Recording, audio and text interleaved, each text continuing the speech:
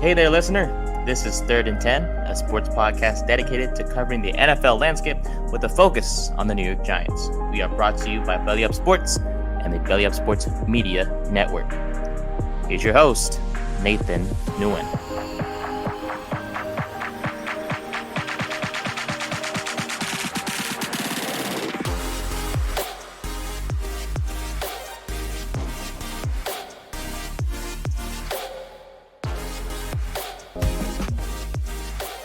The Dallas Cowboys, America's team as they're known to be in the NFL.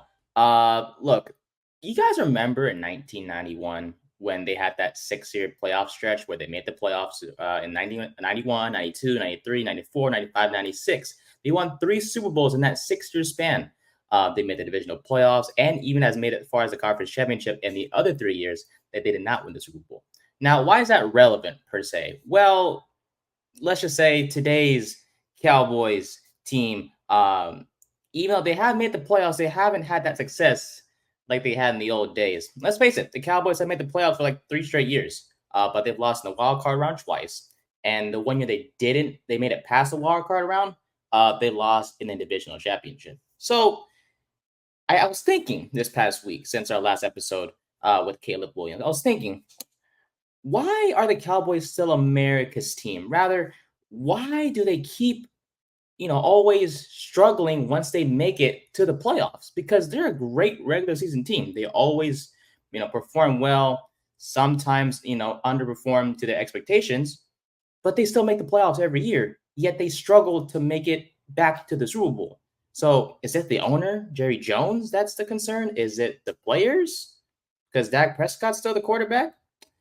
Well, welcome to Coach's Corner, episode 2. I'm your host, Nathan Nguyen. And of course, I can't do this alone because I'm not a coach, even though I want to be one day. But joining us once again is one of my favorite guests of all time. He is an outstanding person. And a lot of you haters in our last episode had some things to say about my guy. But let's welcome in the amazing Coach Wilson. Coach, how you doing? I'm doing fantastic today, man. And I'm happy that you addressed some of the haters. For one, we got pretty good viewership on our first episode, and it is obviously going to be a work in progress as we're continuing to this development of this platform. Mm-hmm. However, I want to say this. If someone's going to, badmouth us or be critical in the comments, they better come correct because I'm a competitor and I want all the smoke. Now, with that being said, if you're going to make a comment, I want to know what your background is as far as how much football have you played and to what level did you get at, or how much have you coached? What's your experience? Or what do you just do on a day-to-day basis? How much are you winning at life? And if that's the case and you meet the qualifications, then you could come on here and I would gladly like to debate anyone. But you know what they say, Nate? You know you're doing something right when you got some haters. Yeah! Bring it the hell on, baby. Tell him, Coach. You tell him. For sure. Man, last episode was so much fun. We talked about Caleb Williams and what we expect from him this upcoming season. Some breaking news came out today. He will be starting this Saturday. What's it called? The second preseason game for the Bears. He will be making his appearance for the first time in the National Football League. So excited to see that. Check out our first episode, which is on YouTube at the moment, if you missed that as well. But today, Coach, we got another fun topic to discuss. The Dallas Cowboys. We've, had some conversations off air before we, got started on here. And we were trying to think about, is it the owner, the players, or is it something more than that? Because this organization, they have success. They've won 5 Super Bowls, Coach.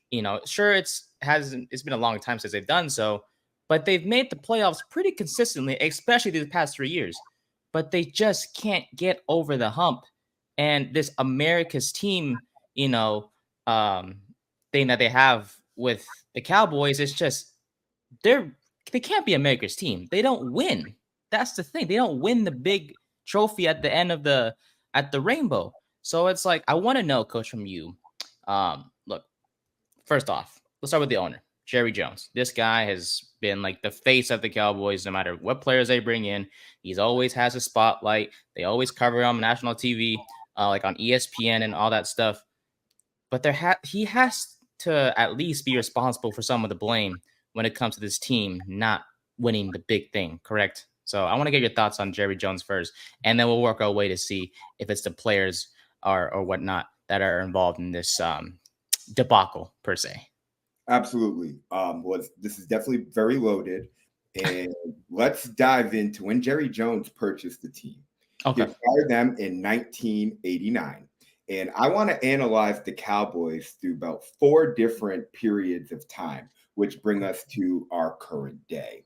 Okay. And one thing about Jerry Jones is he's the face of his franchise. And not too many owners in sports are like that.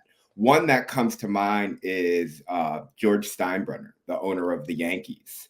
And his values in the image that he built the team in was like this element of prestige and the best players. They were rather glamorous. And Jerry Jones, when he purchased the Cowboys, wanted to embody that. And so the first thing he did is he went and he got, I believe, his college roommate to be his head coach, who had won a couple of national championships and built the culture at the University of Miami. And that was Jimmy Johnson. And he really resurrected that program, or perhaps built that program, some would say. And Jimmy Johnson is a master in psychology. Literally, he actually has a master's degree in industrial psychology. And so he understands how to tap into the spirit of players and motivate them and get them to perform. He also knows a thing or three about defense. Now, in year 1, they went 1-15. Year 2, they went 7-9. Year 3, they go 11-5. Year 4, they win the Super Bowl. Year 5, they win the Super Bowl. That's about as good as a rebuild can go, okay? And he drafts in that period of time Troy Aikman, Emmitt Smith, and Michael Irvin. And he has the 3 horsemen, basically, okay? And they were the catalyst of all the Cowboys' success. As far as my lifetime, the Cowboys have always been relevant. But in 96, I believe, or 95, 96, they stole they stole Deion Sanders from the 49ers. And Deion had said, I always wanted to be a Cowboy. And so he brought all that swagger to the Cowboys. He was doing commercials. It was Jerry Jones and Deion Sanders partner with Nike. And Jerry Jones is not afraid of stars, and he wants the spotlight because beyond the winning and losing, there are fans and stands and people are talking about the Cowboys. There's something to be said about that. And so really right from the start of the Jerry Jones tenureship, they've been successful. And that's what really set the standard. Now, the Cowboys won 2 Super Bowls in the 70s, right? So they already had a little bit of a culture or a presence in the NFL. But Jerry Jones understood the value of the Dallas market, and he took it over the top. But that's really era number 1, okay? And through the midst of that, him and Jimmy Johnson had a falling out.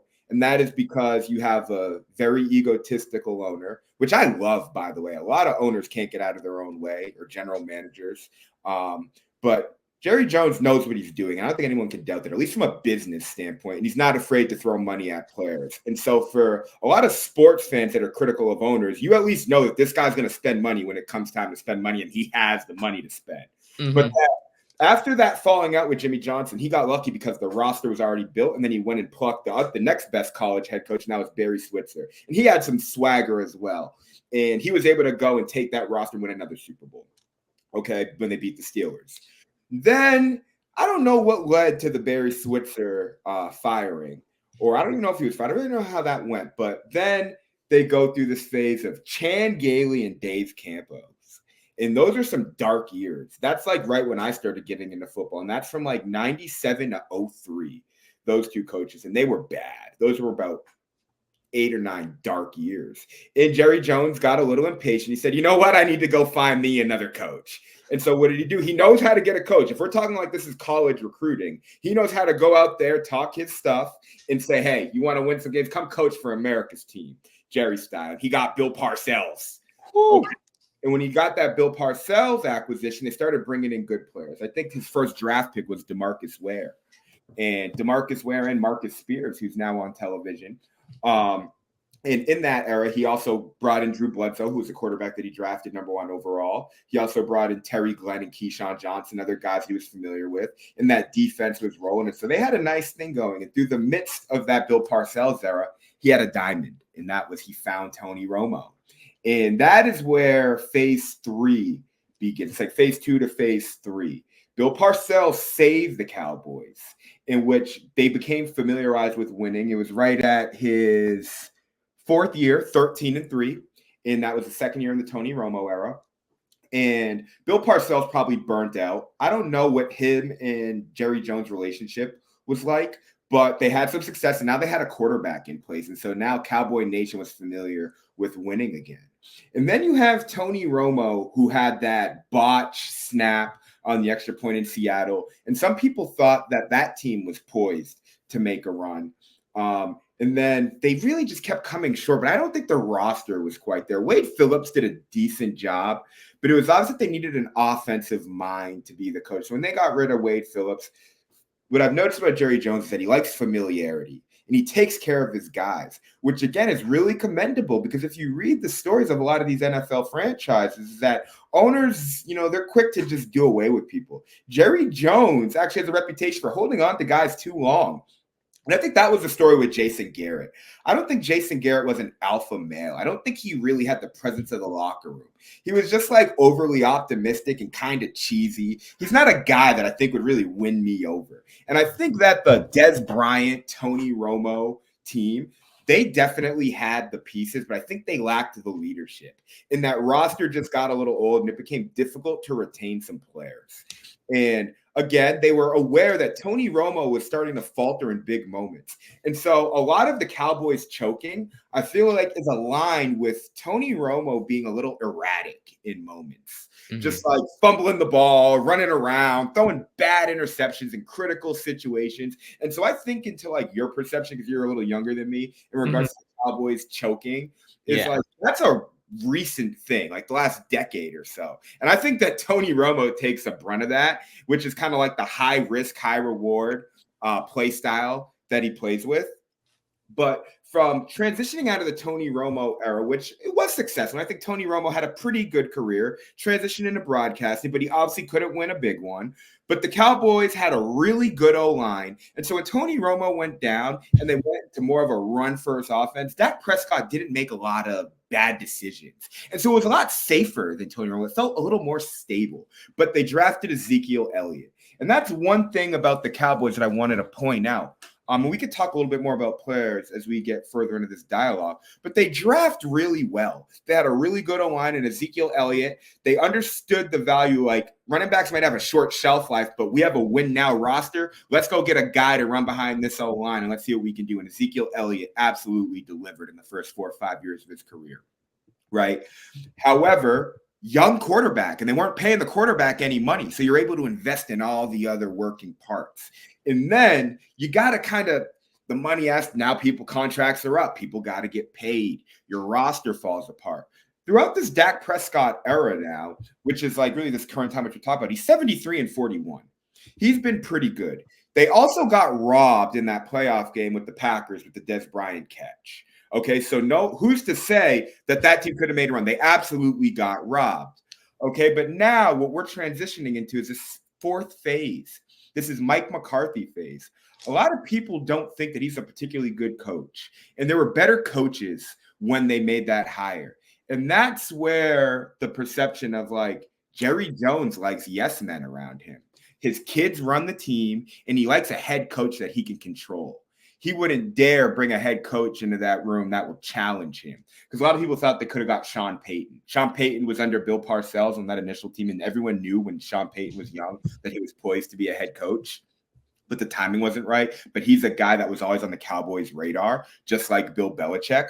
And some people say that Bill Belichick is the coach in waiting for the Cowboys. But a lot of people don't know what that Jerry Jones coach relationship is going to be like. And again, going back to that Jason Garrett thing, I don't know if Mike McCarthy has enough juice to take them over the hump. Their offense is fairly bland. He's an offensive mastermind, or so they say. They had a phenomenal defense the last couple of years, which got Dan Quinn a job. They have great defensive personnel in what's been a rather winnable division. But what I think with the Cowboys is that we have Jerry's World, that amazing stadium. They're always being talked about. It's the allure that draws everyone in, right? So it's like all eyes are on them. And from the Tony Romo days of expecting them to fail in big moments, and the fact that Dak Prescott has now emerged into being a top tier quarterback, he was really a game manager. I'm actually going to be honest in saying that I think it's a little unjust, the expectations of the Cowboys. But Jerry Jones, I would say, defines his success if you're talking about the Cowboys, which you always are. And they are always in the conversation. So when we look at the organization as a whole, I still believe that they're one of the top 10 valued sports franchises in the world. And they're pretty good every year. And so they're relevant. We're talking about them. And as an owner, if we're looking at it from a business standpoint, I define that as success. So before we move forward in regards to what they need to do to get over the hump, I do just want to say that they are a successful business that does a great job of branding, that drafts good players, and they're relevant every year. And that means something. Mm-hmm. I do want a couple things actually on that one, Coach. When it comes from a business standpoint, to be honest, not the most knowledgeable, but after looking at some stuff, they were valued at 3.2, I think it was billion, I think, in 2013, and that number has skyrocketed to 9 billion now. Relative with inflation, and there's a lot of variables as to why that number has risen. Some other franchises in the NFL, they'll have leapfrogged them in value in that time. So that actually, in regards to what you're saying, isn't like a great indicator, because if the Cowboys could just like get to a couple more NFC championships, they'd probably be worth in the 10 or the teens. Yeah. Oh yeah. 100%. But, and like you mentioned, regardless, they're still one of the, highest valued sports franchises in the entire world. But I do want to go back to the owner real quick before we shift to the players, because you mentioned the players and the drafting of them. That's, notable to mention, but you mentioned Mike McCarthy, right? And you say that Jerry Jones, he likes to hire yes men, which can be a good thing, but mostly a bad thing, because, whatever the owner says, you got to do it, or else you don't have a job. And we know McCarthy came from Green Bay before he got the Dallas job. But here's the thing. The whole yes men concept, do you feel like that's the reason why the Cowboys didn't go get Bill Belichick this past offseason? Because Belichick he was available. He was able to get as a head coach. He was looking for a job. The Patriots let him go. Belichick, in my opinion, I'm sure yours is too, Coach, is one of the best, if not the best head coach in NFL history. Do you feel like the whole yes, because Belichick's not going to take anything from anyone. I mean, he just his own guy. He was a GM and the coach back in New England. Do you feel like the whole yes man concept is the reason why Belichick wasn't given the job with the Cowboys? Because McCarthy, in my opinion, should have been fired. What are your thoughts on that, Coach, before we get to the players? So Bill Belichick was the head coach of the Cleveland Browns, and this will all tie together. In the 90s. In the Cleveland Browns, through the midst of his coaching tenureship, they relocated and became the Baltimore Ravens. Going into Bill Belichick's last year before he was fired, he did not like that created some chaos for that organization, in which it was his time to go. And he realized the value of having a good owner as a head coach.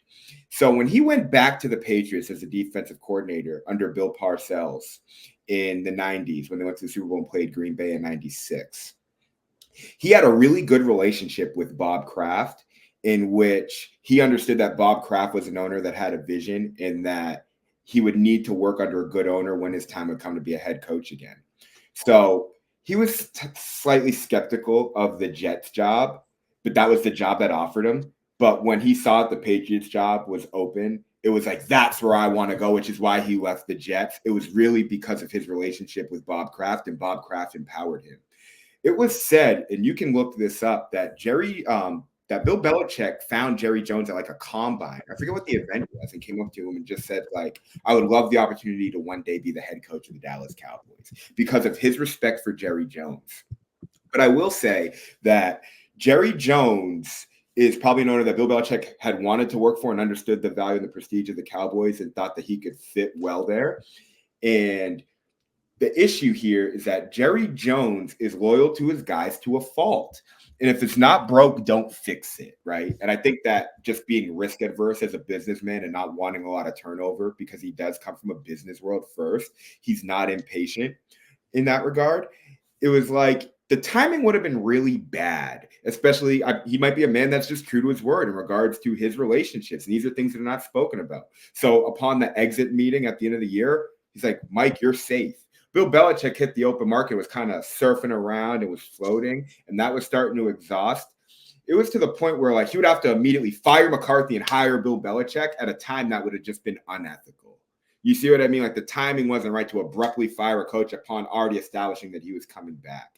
I think Bill Belichick hitting the open market was really difficult, and it would have been a difficult situation. They're probably personnel things, coaching staff things that he would have to hash out. That was just really gray. And I don't even know, Bill Belichick interviewed for jobs, but I don't even know if like a lot of his coaches that are under his tree are in other spots now, in which if he wants to be a head coach in the right situation long-term, because I never thought Atlanta would be a good fit for him, and there's too much instability with the Commanders and where they're at right now, it was like he wouldn't be stepping into a good situation. And so he'd be best to hold his cards, figure out what he wants to do with his staff going into next year, analyze the teams that he could work with.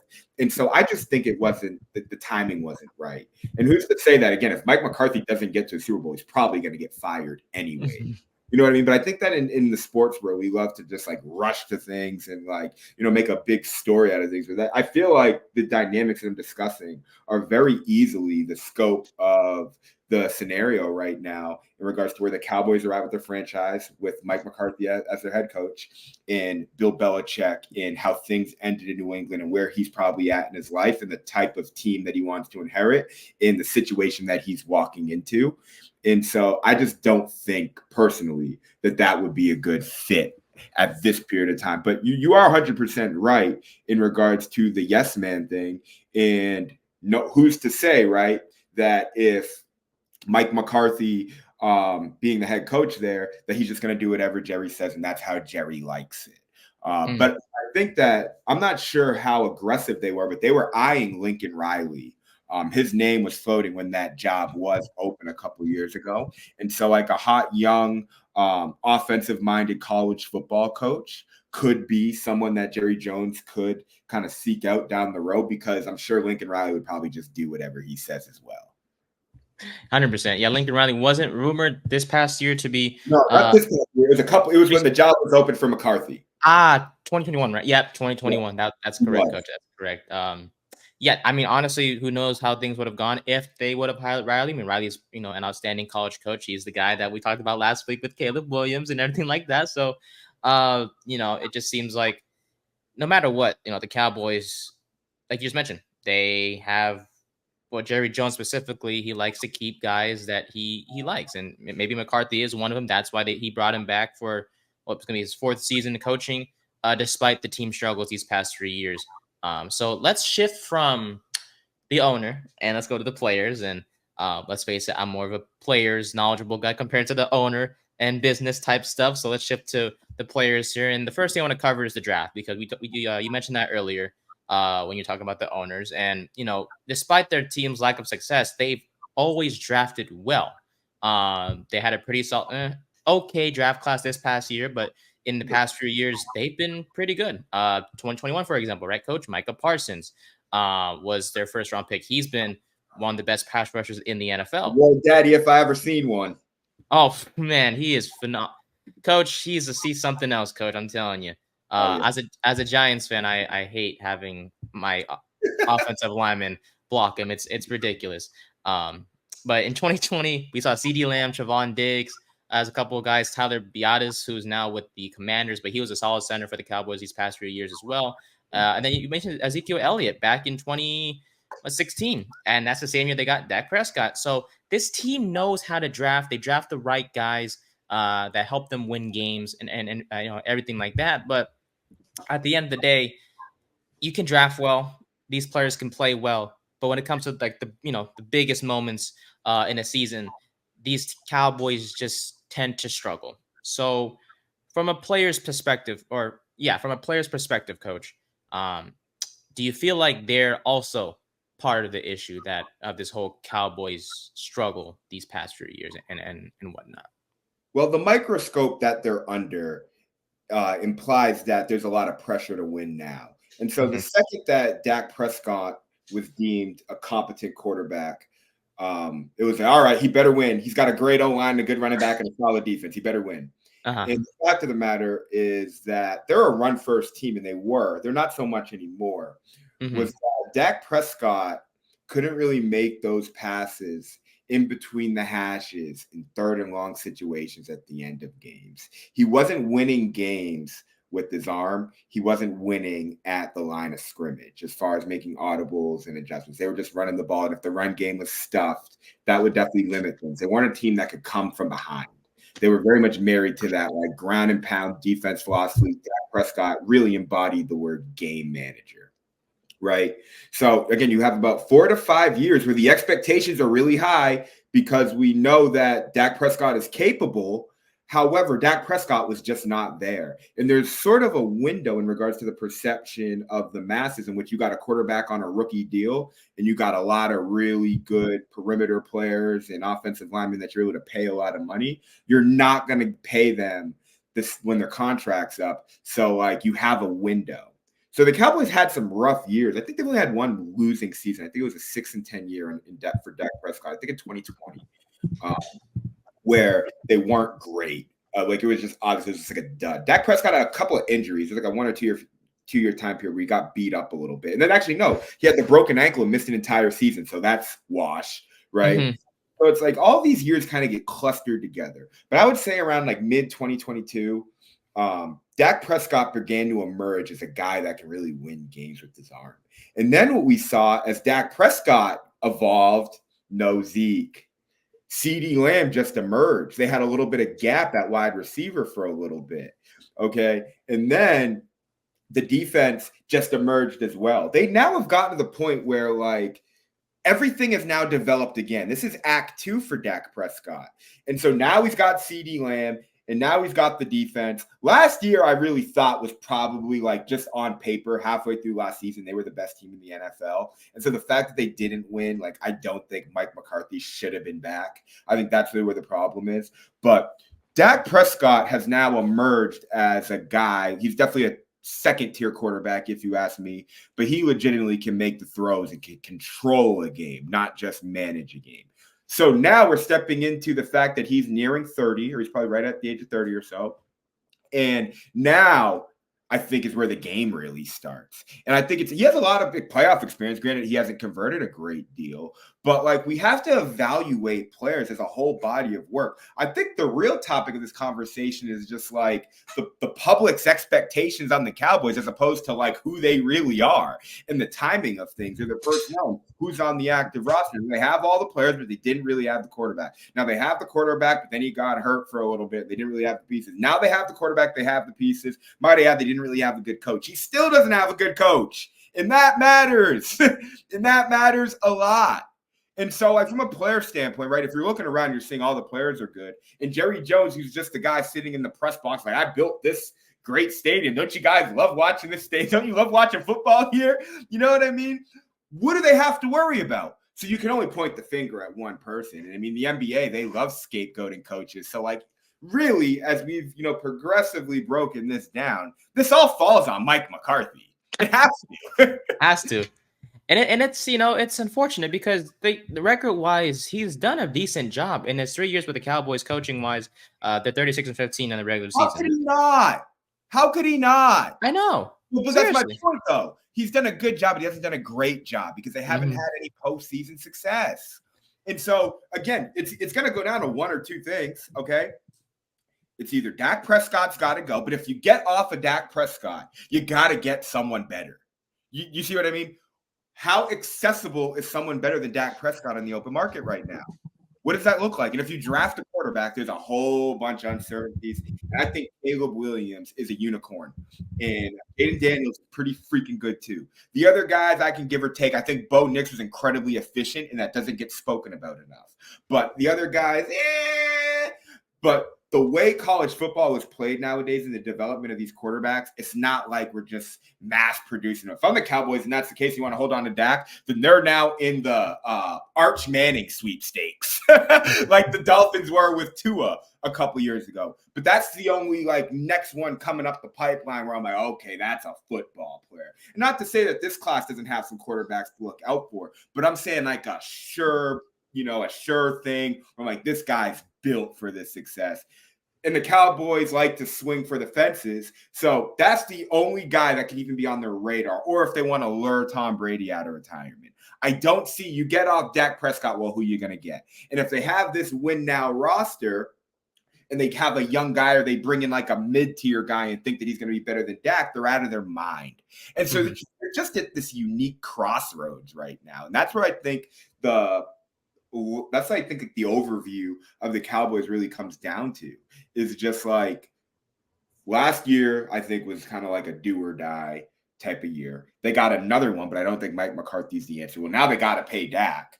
And CeeDee Lamb is already, starting to throw a little bit of a fuss about the contract. And then what about Trayvon Diggs? I'm sure he's going to want to get paid pretty well. He's got a lot of interceptions, so he has value in the market. Cornerbacks warrant pretty good salaries nowadays. And so, again, winning solves everything, but I don't think that they have the leadership. I think that's ultimately what it comes down to. And I think we see the same thing on just talking about another franchise that has the pieces. And like, what's the problem? Nick Sirianni with the Eagles. I don't think he has the maturity, or he's an offensive mastermind to really take that team where they need to get to with the guys they have in that locker room. And coaching is really important in the NFL, especially when you have big personalities. Being a manager of personalities, which is a testament to guys like Sean McVay and his brilliance. Oh, yeah. McVay he was interesting to look into. Because he can recall plays from like years ago and rehearse it, or repeat what he said and how the play went down and whatever the case may be. But the point is, I do want to mention with Prescott, because I was looking at the 2025 free agent class when it comes to quarterbacks, and Prescott, like we both talked about, is the best one on the market. And you mentioned if they try to get a mid-tier guy, they're out of their mind. Yeah, because after Prescott, it's a big fall-off, coach, because you have Justin Fields, Jacoby Brissett, Sam Darnold, Mac Jones, Russell Wilson as the next 5 guys after Prescott on the market. So, here's the thing. They can either just be bad, or not be bad, but they could possibly be bad this year and get a high draft pick, or they re-sign Prescott, because you can't be in the middle, because there's no way you're going to get a top quarterback in next year's draft if you're going to be mid again. You know what I'm saying? So it's like you have to sign Prescott. I think that's like the final verdict when it comes to him. You have to sign him. Otherwise, you have no choice. Who are you going to get? Justin Fields isn't going to come in and save you if he signs with the Cowboys next offseason. Jacoby Brissett's not going to save you. I think Justin Fields is better than people realize.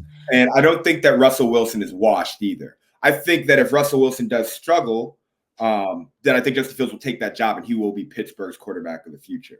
I also do think that Russell Wilson can step onto the field for any team that has a pretty decent roster and be more than capable to do well. And he had some signs last year with the Broncos as well. I think it was like a coach quarterback type of thing. I think they were just going in different directions. I think Russell Wilson can still play good football. So those two guys in the open market, I think that they both have value, but one of them will be in Pittsburgh long-term and the other one will not. I think we know that. But in regards to what you're saying, you're right. They're handcuffed. There's no other option. They have to they have to sign Dak Prescott. And this is a tough topic to discuss as well, because I discussed this with my co-host on this podcast about, highest paid quarterbacks and why guys like, for example, not to go off topic, but just a little bit here, like Tua Tagovailoa and Jordan Love getting paid a lot of money, despite the fact that they only had one season of success per se in their career. And when you see that market, guys are like, okay, I'm better than this guy. I want to get paid, a lot more than them, because I don't think Dak Prescott's better than Jordan Love. I think Jordan Love has a really high ceiling. I am very impressed with Jordan Love. And the thing about Jordan Love that makes him special is that in a world where everyone wants to rush their guy on the field, he was drafted in the first round. He sat. Okay, he sat and he got to develop and learn. He's very different from the guy that I analyzed at Utah State. And I have a blog somewhere on the web about 4 years ago of when I watched 3 full games of Jordan Love and just took notes. And not impressed at all. He was actually worse in his final year than he was. I think he stayed all 4 years. He was worse his senior year than he was his junior year at Utah State, and he didn't win a lot of games. He was very much a project, very similar to like a Trey Lance, who Trey Lance is not doing well in camp right now. I'm sure you've read that as well. Maybe he's the answer, coach. I'm kidding. No, And Jordan Love is a very good coach. The Packers are very stable. And so in regards to the quarterback market, it's definitely inflated. And there are talks right now of actually putting a quarterback salary cap, because you can't just pay the guy in the open market what the last guy got paid, because that's what top tier quarterbacks get paid. And if owners are going to continue to allow their teams to spend on that, that's how you find yourself in a mess.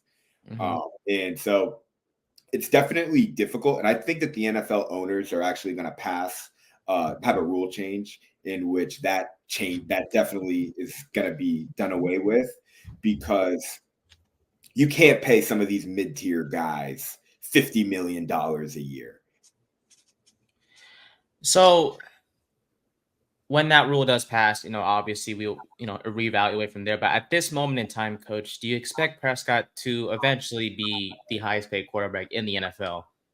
Because they're handcuffed. I'm sorry, what were you gonna say? Were you gonna ask? No, I was gonna say, because the Cowboys are handcuffed, do you expect Prescott to be the highest paid quarterback in the NFL? Yeah, they have to. But what I'm gonna say is that I personally, unless he were to get a top tier coach, which basically Bill Belichick's like the only one, maybe Mike Vrabel. Mike Vrabel could probably coach that team.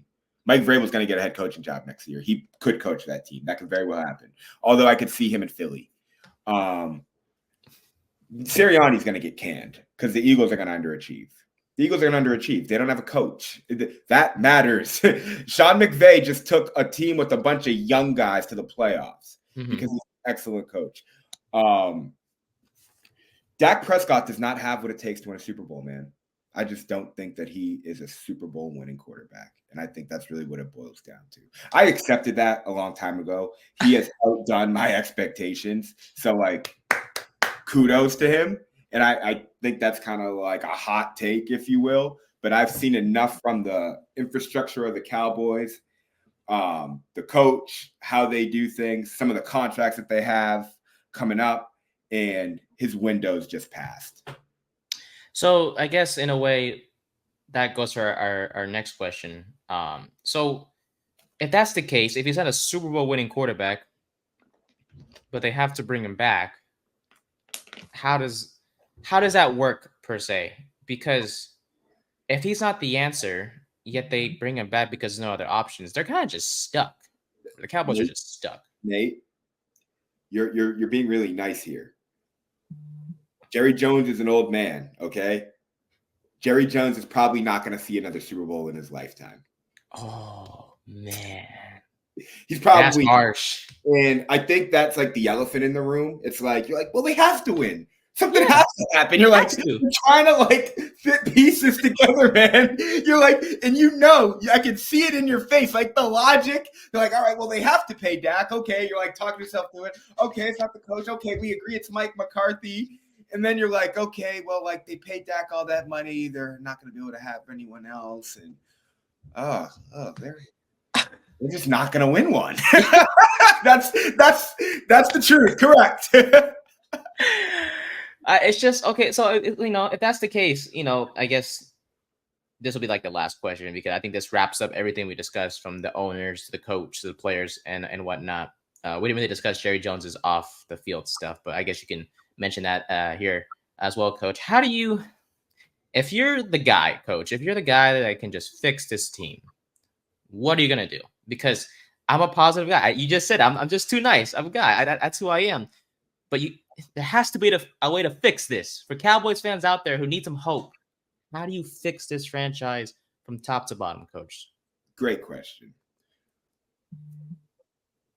The guy who is the head coach of the Cowboys needs to be a strong communicator, but be egoless. And he has to say, Jerry, this is what the conversation needs to be. He needs to feed the ego, juice him up. You're a brilliant man. You've built something special. Let's build this together. Okay. Let's get Dak to take a team-friendly deal. Let's invest in a couple more war daddies. Let's draft us another good running back. Let's re-sign the Hogs in the O-line. Okay. I'm going to go get another good defensive coordinator. And I'm going to lead this team, and we're going to get you outside of personnel, and you're just going to be Jerry Jones, and you can be the face on the stadium, and I will make sure every chance I get to let the world know that Jerry Jones built this team. But just Okay. get off to the side a little bit. We'll work on Dak together, and we'll allocate that money to some other positions. In this roster that we have right now that you built, Jerry, we're going to go get a chip, and you're going to go ride off into the sunset and leave this amazing franchise to your children, and they're going to carry it on in your legacy. And if someone can have that conversation with the Cowboys, and no, I'm not pleading for a job with the Cowboys, that is how you have to go about it. And if you can do that, my man, I promise you the Cowboys can win a Super Bowl because they have the pieces, they have the money to spend, they have the quarterback that's good enough, they have a pretty good defense. You got to win, and you got to win now. I love it, Coach. I really do. That was hilarious. Am I tripping, man? Am I tripping? No, That's what the conversation needs to be. I don't know if many people on the planet can have that type of conversation with the billionaire, but you just got to feed to his ego, man. He just got to go to the side. He's a GM and the owner right now as we speak. So, someone's going to step in and be like, hey, you go chill with the women out there, just be on the side, enjoy the games. We got this. For sure. And something tells me he has such a big appetite for pleasure that he doesn't just need one girlfriend, he needs like 5. So the bachelor of the NFL, Coach, the bachelor of the NFL. For sure. But I will just say, as we wrap things up, and I don't think this gets enough credit, is for how Jerry Jones treats his people. The fact that as an older man, he likes to have fun. I just think that if you're a player on that team, your owner's so active. That's really comforting when the owner comes over to you, puts his hand on your shoulder. It's like, I love what you're doing. That makes players feel good. Yeah. And the fact that he goes and it's like, as a player on the Cowboys, you don't have to really you don't have to get worried about taking the heat because Jerry Jones will take the heat or they'll just blame the head coach. Like Dak Prescott doesn't get ridiculed as much as he probably should because Jerry Jones takes the brunt of that. And that's just commendable, man. It's like he's loyal to his guys to a fault. And you don't see that in business or politics. And so for an egotistical billionaire, hats off. And the Cowboys have a phenomenal brand, and they've built a great stadium, and they're always relevant, and people are always talking about them. So from a business standpoint, they are winning. So no matter what happens, Coach, will they still be America's team this upcoming season, the next year, and the year after that? Yes, they will, because the majority of the people in the population are older than 40, 50 years old, and they grew up with the Cowboys being successful. There's something about that star and the fact that Dallas is centrally located in the country. Again, I live in Fayetteville, North Carolina. I work on a military base. The majority of the people on the base who are from all over the country are Cowboys fans. Okay. You go to different cities like LA or Boston or New York, there are Cowboys bars where everyone in there is a Cowboys fan. The Cowboys still reign supreme, man, and that's all about branding. That's branding and prestige. And that is the house that Jerry built. And so I don't see, America's team. I don't see that persona going anywhere. And there's something to be said about the colors, where they're geographically located, who is the face. And all those things play a role in the team's identity. And the only team that I think could compete would be the New England Patriots. And their time has come and gone, right? But Tom Brady's success, it just became so much that people just wanted to hate him because he was too good. The Eagles could never be America's team because Philly's just a crappy city. The Rams could never be America's team because there's another team in LA. Now, the Raiders have a nice brand. There was a time where the Raiders were a top-tier franchise. The brand prestige, the silver and black. There are Raiders fans all over this country. And Vegas is a rather transient city. But Mark Davis is the owner. And so we want to talk about a hierarchy of owners. We're talking about the best owner in the game. And Mark Davis is a bum. So he's literally just riding his dad's coattail and everything that he built with no skills to even run a team. They're a grease fire. So with all these things being considered, especially with all the political polarization, I think one thing Americans can agree on is that they love football. And with the fact of the matter being that majority of the populace is a little older, who else are they going to choose? Yeah, that's true. So it is Jerry's world, and we're just living in it. Hallelujah, coach. Hallelujah. They got, they got the stadium, they got the cheerleaders, they got notable players, and they're all being overseen by an owner who won't go away. And it is what it is, coach. I tell you. So we'll see what happens to the Dallas Cowboys this upcoming season. Season starts in September, so we'll see if the Cowboys will make the playoffs. It's just a matter of how far they'll go, and we'll see the fate of McCarthy and Dak Prescott this upcoming season. So that'll do it for Coach's Corner episode 2, featuring Coach Wilson here. You can find him on all social media at what, Coach? Tell the viewers. Wilson, right there. You can see it. X, YouTube, Instagram, LinkedIn. Anton G. Wilson. You know where to find me. Win the day. Yes, sir. Win the day, Coach. And for you guys listening and watching, thank you so much as always. We'll see you guys next Friday for another episode of Coach's Corner, and we hope you enjoyed this one. And until next week, we'll talk to you then. See ya.